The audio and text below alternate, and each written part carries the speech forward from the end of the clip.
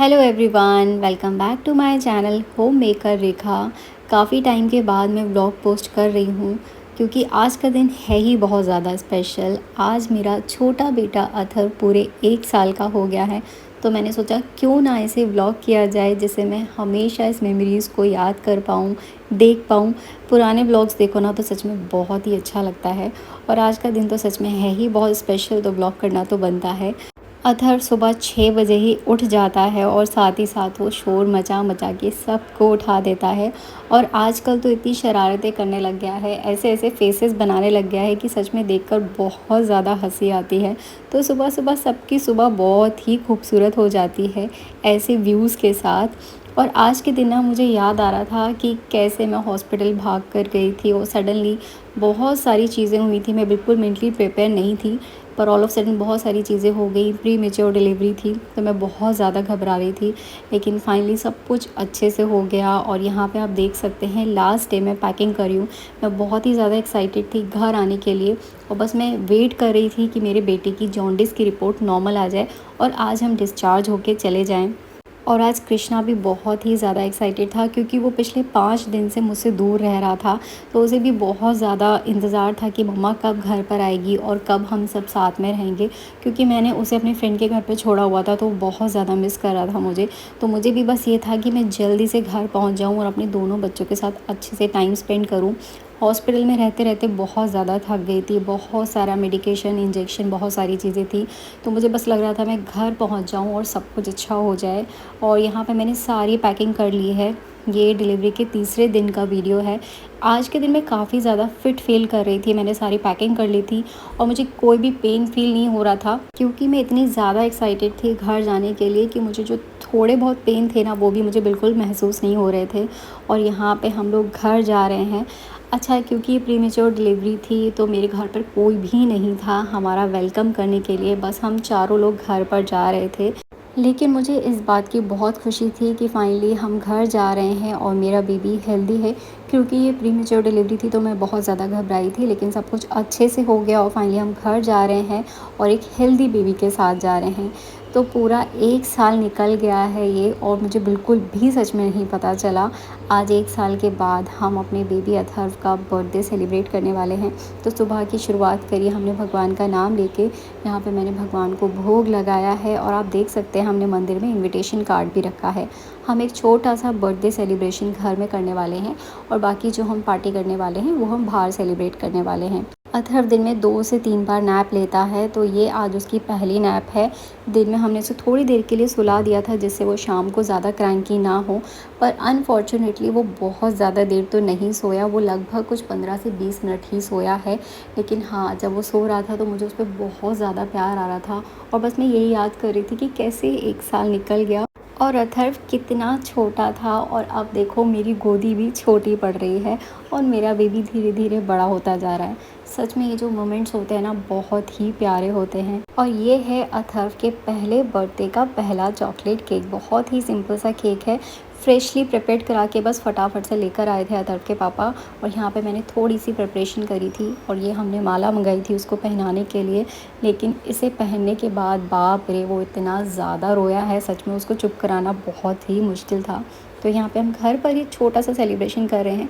बाकी शाम का जो सेलिब्रेशन है वो फ्रेंड्स एंड फैमिली के साथ हम बाहर करने वाले हैं।